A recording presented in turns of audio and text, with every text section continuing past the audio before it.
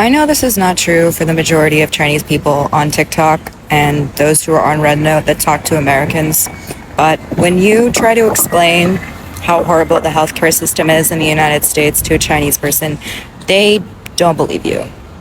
I swear that some of them think we're lying. Hello. I haven't made a video in a while. I'm going through some issues financially and medically. I still have to get my wisdom teeth out. My skin looks bad. I still have to get my wisdom teeth out, and I saw an oral surgeon today for a consultation, and he told me that he wouldn't see me and that I need to go to a hospital in the city, and it takes about 2 hours to drive to the city.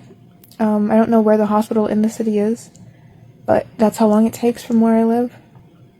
And they said that I would have to be put to sleep completely and have a breathing tube to take out my wisdom teeth. But I found out that that is not safe for me. But my insurance won't cover going to places that are closer to me. And the price of it without insurance is over $4,000 US. So I'm not sure what to do. It's just very confusing and very difficult. The very first thing I did when I got to China was get an MRI because I have been begging doctors in the United States to give me one for over 5 years now. I finally found a doctor who said that they would give me one, and they lied. They sent me to have an x-ray instead. I didn't need an x-ray, I needed an MRI because I have a herniated disc. And that was clearly evident as soon as I had an MRI in China, which cost me $70, by the way. And I didn't have to jump through any hoops to get it. I walked into the doctor, I said, I need an MRI. They said, okay. And I went and got an MRI, and I picked up my results the next day.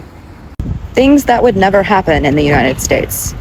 I had a very different experience having my daughter have surgery in China compared to my daughter having surgery in Australia. She had to have surgery on both her thumbs so she could completely use her thumbs. Australia, you have to go see a GP first, and then I requested to see the best specialist, so they give you a referral letter to go see the specialist. So 6 months goes by, we go see the surgeon.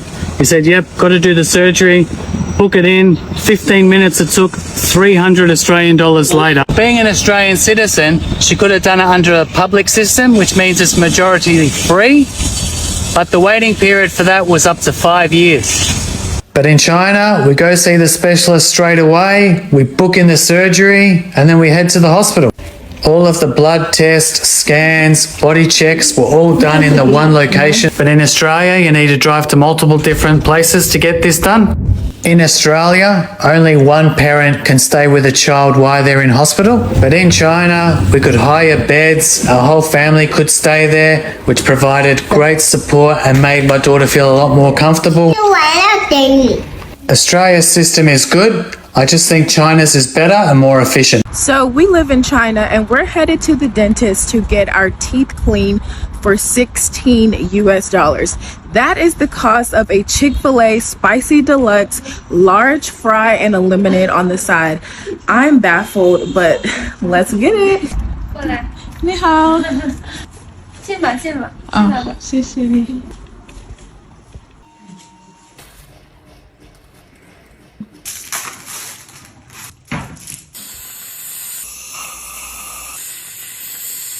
She's back! So my teeth feel squeaky clean. I'm still mind blown that I just got my teeth done for only 16 US dollars. It breaks my heart a little bit because imagine how many people could really get access to the healthcare that they need if it was just more affordable. And the prices that I'm naming are without any insurance. This is just straight up walking in. I think about the kids when they're getting ready to go back to school. So many kids have cavities in their mouth and all of this stuff just because their parents, not because their parents are neglecting them, but because it's too expensive, especially if you have multiple children. Getting all of the teeth done for you, your spouse, and your kids, that stuff is expensive. I just got my teeth treated for $16. When I initially moved to China 7 years ago, I had no idea that it would turn into such a life hack. But I have to say, living in China is the life hack that more people need to know about. If you want to move abroad and you're asking me, Shaquela, how do I move abroad? It's very simple. First, you can just come visit, get a tourist visa, that's valid for 10 years, 90-day re-entry. Okay? Get a tourist visa, just come check it out. I suggest getting a remote job. I would say the job market anywhere is right now is just a little trash. So I suggest you try to find some type of remote work, entrepreneurship. I'm going to tell you this, the hardest thing about moving abroad is your mindset. It's the simple fact of leaving something that you're comfortable with. Hi, doggy. That dog is so cute. On Up, when he's like, squirrel. That's me, I get sidetracked. But anyway, we live in a day and age where you can access information free. Google, TikTok, the Royal Escape. Ooh, they say you need to plug yourself. So I did create a luxury guide. It's a step-by-step guide. Now, this is a whole production. Like, it really kind of looks like a magazine, the way that I designed it. It has photos, the font, like, it's just really beautiful. It's an ebook, and it's step-by-step of everything you need, everything that I did. Even if you're not considering moving, if you're considering just visiting China, it's a great guide to use. It'll help you with even places. Where should you go eat? What are must visit tourist locations? Like all of the stuff that you need if you want to look for apartments. I have realtor contacts. I have everything in there. So that is my Royal Escape guide. You can also comment escape to get the link to the guide. But yeah, guys, I'm gonna go ahead and wrap this video up. Again, I just got my teeth cleaned for $16. I'm still mind blown. I'm so happy that I get to share this with you. I'm showing you that there's always a way. Where there's a will, there is another way. And just, you have to get outside of what the only way that you know, because I'm telling you, there's other people out here living the dream, baby. So I hope this inspires you today. My name is Shaquela. Make sure you follow my account if you're interested in seeing more of my life abroad. Until then, I love you and live your best life. Bye. The reason why healthcare is so unaffordable in the United States is not because it has the best healthcare in the world. It doesn't. It's expensive because it's got so many administrators who do nothing every day.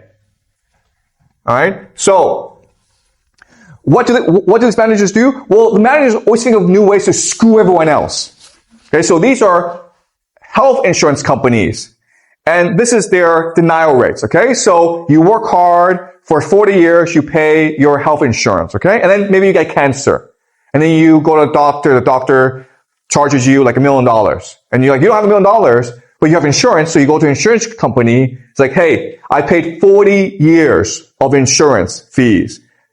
Can you help me out? And look, the insurance company, United Healthcare, about a third, 32% of all claims are denied. And they do this as practice because if you fight them, they'll say, okay, you know what, we'll agree to pay you back, okay? But if you don't fight them, then they're like, great. Okay? So it's extremely unethical. And so that's what managers do every day. Think of new ways to screw over their patients and doctors. So the reason why the US is so keen on privatization is because private companies don't have to respect their constitutional rights. Right? Like they can tell Google or whoever, Twitter, whatever, to shut all your stuff down. They can tell private banks to close your accounts, whatever. because as private institutions, they don't have to respect your free speech. They don't have to respect your right to privacy. They don't have to respect your rights to anything.